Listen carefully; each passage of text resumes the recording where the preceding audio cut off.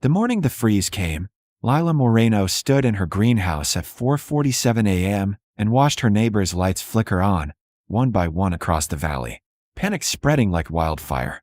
By noon, they'd lost everything.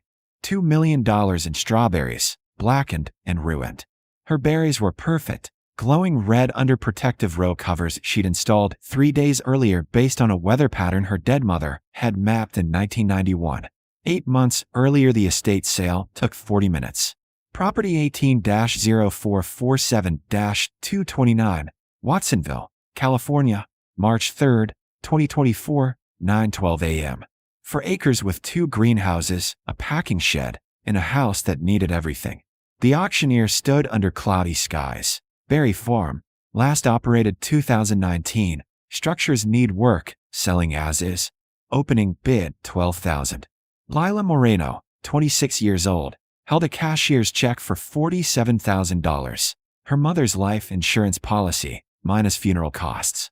She'd driven up from San Diego that morning in a Honda with 186,000 miles, everything she owned in the back seat. $47,000, she said. The man beside her, 50s, clean truck, commercial grower written all over him, glanced at her and stayed quiet. The gavel fell. She signed papers in the realtor's office. The woman, Mrs. Chun, had gray hair and careful eyes. "You're Anna Moreno's daughter." "Yes, ma'am. I remember your mother. She grew the best strawberries in the county before she got sick. This land hasn't been worked in 5 years. The soil's probably depleted, the irrigation's shot, and the greenhouses leak. You know what you're taking on." "No," Lila said honestly. "But my mother left me her notebooks. She said if I ever came back, I should read them." Mrs. Chen's expression softened. Anna was special. She understood weather like nobody I've ever met. Growers used to call her before they'd trust the weather service. She paused. "Your mother tried to teach people her methods. Most thought she was superstitious." Lila remembered fragments. Her mother standing in fields at dawn, notebook in hand, writing observations. Her mother dying when Lila was 19, whispering, "The knowledge is in the greenhouse office. Read everything. Promise me." Lila had been too angry then. Angry her mother had worked herself to exhaustion. Angry at the medical bills. Angry at strawberries and dirt and the Central Coast fog she'd escaped to San Diego for college. She'd promised nothing. Now she had the land and 7 years of regret. She drove out that afternoon. The greenhouses were curved plastic tunnels, 40 feet wide, 300 feet long, panels yellowed and torn. The packing shed's roof sagged. The house smelled like mildew. But the soil, she knelt and dug her fingers in. The soil was dark and rich, still good underneath the weeds. In the greenhouse office, a plywood shack attached to the main structure. She found them. 17 spiral notebooks, dated 1988 to 2019, her mother's handwriting dense and precise. Not just planting records. Weather observations. Temperature logs. Frost predictions based on fog patterns, wind direction, moon phases. Detailed sketches of microclimates across the 4 acres. Notes about which varieties survived which conditions. The first notebook's inside cover had a note in Spanish, her mother's hand. "Mija, if you're reading this, you came home. Good. Everything I learned by watching, not the news, not the apps, but the land itself. The weather follows patterns. If you learn to see them, you'll never be caught unprepared. Don't plant until you've read all of these. I love you." Mama Lila sat on the dusty floor and cried for the first time since the funeral. The next morning, she started reading. 8 hours a day, cross-referencing dates, tracing her mother's logic. The notebooks showed 31 years of observations. Every frost, every heat wave, every unexpected cold snap. Her mother had tracked them against moon phases, fog density, wind patterns from the coast, even the behavior of birds.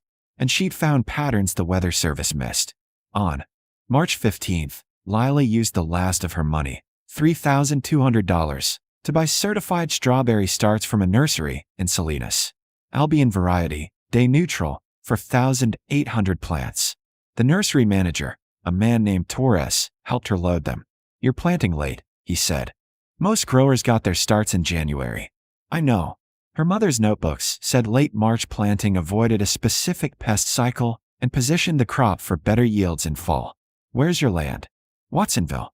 Old Moreno Farm." His eyebrows rose. Anna's place? You her daughter? Yes. Your mother was the best grower I ever met. She had instincts nobody could explain. He added an extra flat of starts. No charge. Good luck. You'll need it. Lila planted alone. For acres, for 1,800 plants, 10-hour days. Her hands blistered. Her back screamed. The neighboring farm, Martinez Brothers, 60 acres of commercial berries, had crews and equipment. She saw them watching her sometimes, probably wondering what the hell she was doing. By May, her plants were established. Small but healthy. She'd followed her mother's notes exactly. Spacing, depth, mulch composition. The big growers had harvest crews already picking. Lila's berries were weeks away. Carlos Martinez, the older brother, late 40s, came by on May 18th. You're Anna's daughter. Lila, your mother used to sell to the same distributor we use. You planning to go commercial? Eventually. He looked at her tiny operation, for acres against his 60. You need help? Let me know. Anna helped us when we started. We don't forget that. Thank you. But there was pity in his eyes. Pity for the girl trying to farm with no equipment, no crew, no experience. June brought fog and cool temperatures. Perfect weather. Lila's berries ripened slowly, developing intense flavor. She sold at farmers markets, small volumes, premium price, $14 a basket. Customers raved. She made enough to cover water bills, barely. July brought heat. Then, on July 22nd, Lila opened Notebook 9, dated 1996, and found an entry that stopped her cold. Her mother had documented a weather pattern, specific fog behavior in late July, followed by a dramatic temperature drop in early August. It had caused a surprise freeze on August 4th, 1996, destroying crops across the valley. Her mother had noted. Fog stayed low 3 days, then cleared suddenly. Wind shifted north-northeast. Temperature dropped 31 degrees in 6 hours. Next time I see this pattern, I protect everything. Lila stepped outside. The fog had been sitting low for 2 days. Dense, unmoving. She checked the weather service. Clear skies predicted, temperatures normal for August. She checked her mother's notes again. The pattern matched exactly. The fog lifted on August 1st at 2:17 p.m. Sudden, complete. The sky went from gray to hard blue in 20 minutes. The temperature jumped from 61 to 74 degrees. Lila stood in her field, her mother's notebook open to the 1996 entry, and felt her stomach drop. Everything matched. She called the weather service. I'm looking at forecast for the Central Coast. Are you tracking any unusual cold fronts? Ma'am, we're showing stable conditions through next week. High pressure system. Normal August weather. What about overnight lows? Low 50s, typical for this time of year. She hung up and went back to the notebooks. Her mother's entry continued. Wind shift is the key. When coastal fog clears this fast after sitting for 48+ hours, check wind direction.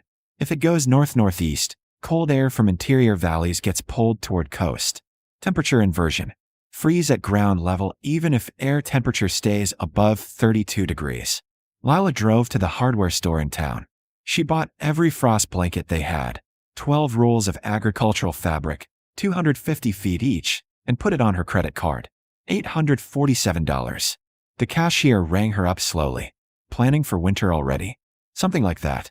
Carlos Martinez was in line behind her, buying irrigation parts. He saw the frost blankets. Lila, it's August. What are you doing? My mother's notebooks predict a freeze. August 4th, probably early morning. He smiled gently. The weather service says, I know what they say. My mother tracked a pattern they don't measure. His smile faded. Anna did have unusual instincts. But a freeze? In August? I'm protecting my crop. He touched her shoulder, kindness in his eyes. Don't waste your money on this. Trust me. She loaded the frost blankets alone. That evening, she started installing them. The fabric went over PVC hoops she built from hardware store parts, creating protective tunnels over her strawberry rows. For acres, working by floodlight, mosquitoes biting, her hands raw from wire ties. At 11:30 p.m., Carlos and his younger brother Miguel drove up. They got out of their truck slowly. We saw your lights, Carlos said. You're serious about this? Yes. The brothers looked at each other. Miguel, maybe 35, shook his head. The weather service says she's wrong, Carlos finished. I know. He looked at Lila's half-covered field, at her exhausted face. Anna helped us once when everyone said we'd fail. Miguel, get the extra hoops from the shed. Carlos, get them. We're helping. They worked until 3 a.m., 3 people moving through the dark, building protection against a freeze the weather service said wasn't coming. When they finished, Lila's entire crop was covered. Carlos wiped his hands on his jeans. I hope your mother was right. Me too. They left. Lila stood alone in her field, covered rose gleaming white under the floodlights, and prayed she hadn't just destroyed her credibility and her credit card limit for nothing. August 2nd was hot. 91 degrees, clear skies. Growers across the valley had strawberries ripening. The Martinez brothers had crews picking. Other farms had fruit ready for distributors. Lila checked her weather instruments, a simple setup her mother had used, mounted on posts across the property. Temperature, humidity, barometric pressure, wind direction. The wind had shifted. North-northeast, exactly as her mother's notes predicted. She called Carlos. Check your wind direction. A pause. North-northeast. That's unusual for August. It's the pattern. The freeze is coming. Lila, it's 91 degrees. It'll drop fast. Probably tomorrow night into the 4th. Another pause. I'll watch the weather service updates. August 3rd stayed hot until evening. Then, at 7:43 p.m., the temperature started falling. Fast. By 10 p.m., it was 62 degrees. By midnight, 51. Lila's phone rang at 12:47 a.m. Carlos, his voice tight. The weather service just issued a frost advisory. They're predicting 31 degrees by 5 a.m. How did you know? My mother's notebooks. You going to protect your crop? We're trying. 60 acres, Lila. We don't have enough materials. We're running wind machines, but his voice cracked. We're going to lose a lot. I'm sorry. You tried to tell me. At 4:47 a.m. on August 4th, Lila's thermometer read 29 degrees. She walked her covered rows, checking for gaps, making sure the fabric was secure. Underneath, the temperature was 37 degrees, cold, but safe. Her berries would survive. At dawn, she walked to the edge of her property and looked across the valley. The Martinez brothers' fields were silver with frost, berries blackened on the vine. Beyond them, other farms showed the same devastation. Millions of dollars in crops destroyed in 6 hours. Carlos and Miguel came by at 8 a.m. They didn't get out of their truck at first, just sat there looking at Lila's perfect, protected field. Finally, Carlos stepped out. His eyes were red. We lost 42 acres. 20 acres might be salvageable. The rest is gone. Carlos, don't apologize. You warned me. He looked at her covered rows, then at her. Your mother, how did she know this stuff? She watched. For 30 years, she just watched and wrote everything down. Found patterns nobody else saw. Miguel joined them, younger but looking older today. The weather service is calling it a freak event. Once in a century cold snap. It happened in 1996 too, Lila said quietly. My mother documented it. Same pattern. Carlos rubbed his face. We need help. Half the growers in the valley just lost their crops. You're the only one who saw this coming. That means something. I just read my mother's notes. Then those notes are worth a fortune. He met her eyes. Will you teach us? What she knew. Lila thought about her mother, working alone, trying to share her knowledge, being dismissed as superstitious. She thought about the notebooks, 31 years of wisdom, almost lost. Yes, she said. I'll teach you. By noon on August 4th, word had spread. Lila's phone rang constantly. Growers, farm managers, even the county agricultural commissioner. The girl who'd predicted the freeze. The daughter of Lila Moreno, who'd always been right about weather. The first meeting happened in her packing shed on August 6th. 19 growers showed up, including the Martinez brothers, 3 organic operations for Moss Landing, 2 large commercial farms, and old Mrs. Salazar, who'd been growing berries since 1974. Lila stood in front of them with her mother's notebooks stacked on a folding table, feeling like an imposter. These were people with decades of experience. She'd been farming for 5 months. Carlos spoke first. Most of you know my brother and I lost 42 acres in the freeze. Lila Moreno, Anna's daughter, protected her entire crop because she read her mother's weather predictions. Predictions written 28 years ago that nobody believed. He looked at Lila. Tell them what you know. She opened notebook 9, hands shaking slightly. My mother tracked weather patterns from 1988 to 2019. She wasn't looking at individual forecasts. She was looking at conditions that repeated across years. Fog behavior, wind patterns, temperature changes, even animal behavior. She showed them the August 1996 entry. This pattern matched exactly what we just saw. If we'd been paying attention to the right indicators, everyone could have protected their crops. The Weather Service missed it, someone said, a man from one of the larger farms. Because they're looking at satellite data and atmospheric models. My mother was looking at microclimates, local conditions, patterns that don't show up in regional forecasts. Mrs. Salazar leaned forward, her weathered face thoughtful. Anna used to tell me the land talks if you listen. I thought she was being poetic. You're saying she meant it literally? She documented everything. Temperature changes, fog density, wind shifts, even when the crows started gathering. She found correlations the Weather Service doesn't track. Can you teach this? Carlos asked. Can we learn to see what she saw? Lila looked at the notebooks, her mother's life work. I'm still learning myself. But yes, I think so. It requires daily observation, consistent record keeping, and patience. How much do you charge? The commercial grower asked. Lila hadn't thought about money. I don't. I mean, this is my mother's knowledge. It should be shared. No, Mrs. Salazar said firmly. Your mother tried sharing it for free. People didn't value it. You charge a fair price, you teach us properly, and we learned to respect what she knew. They agreed on consultation fees, $200 per farm for training, $50 per hour for ongoing advice. Lila felt dizzy. 12 farms signed up that day, $2,400 just to start. Over the next month, she taught them her mother's methods. How to read fog patterns, density, altitude, movement speed. How to track wind shifts using simple instruments. How to correlate moon phases with temperature changes. How to maintain daily logs and spot recurring patterns. Some growers took to it naturally. Others struggled, wanted faster answers, simpler rules. Lila was patient, remembering her mother's note. The knowledge is in the watching. By September, the valley was recovering. Those who'd lost crops were replanting. But something had changed. Growers were installing their own weather stations, keeping notebooks, calling each other to compare observations. Carlos Martinez hired Lila as a consultant for his farm at $3,000 a month. We can't afford another disaster. Teach Miguel and me to see what's coming.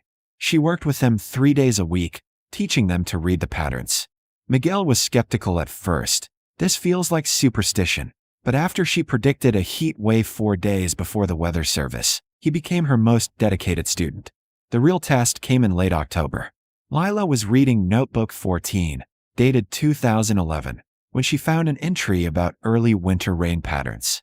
Her mother had noted, when October fog clears slowly and November starts dry. Watch for sudden storms week 2 to 3. Heavy rain, sometimes hail. 2011, 1999, 1987, same pattern. Lila checked current conditions. October fog had lingered, cleared reluctantly over 5 days. November 1st was dry, clear, beautiful. She called Carlos on November 8th. We need to harvest everything ready within the next 5 days. Storm coming, probably November 13th or 14th. Could be severe. The forecast shows clear weather for 2 weeks. Trust me. Carlos trusted. They harvested intensively, brought in everything ready, stored it properly. Other growers, those who'd learned to watch patterns, did the same. November 13th, the storm hit. Nobody had predicted it. The Weather Service issued warnings only 6 hours ahead. Rain, hail, wind gusts to 45 miles per hour. Growers who had ripe berries in the field lost them. Those who'd harvested early were safe. Mrs. Salazar called that evening. Your mother's spirit is watching over you, Mija. This is sacred knowledge you're protecting. By December, Lila had consulting contracts with 23 farms. She'd hired 2 part-time workers to help maintain her own 4 acres. Her berries were selling at premium prices to restaurants and specialty markets. She'd paid off her credit card, fixed the greenhouse panels, and started repairs on the house. And she'd begun her own notebook, 18, continuing her mother's work. Daily observations, patterns, correlations, adding to the knowledge, honoring the tradition. On December 15th, the county agricultural commissioner invited her to speak at the annual Growers Conference. 200 people in the audience, including large commercial operations and university researchers.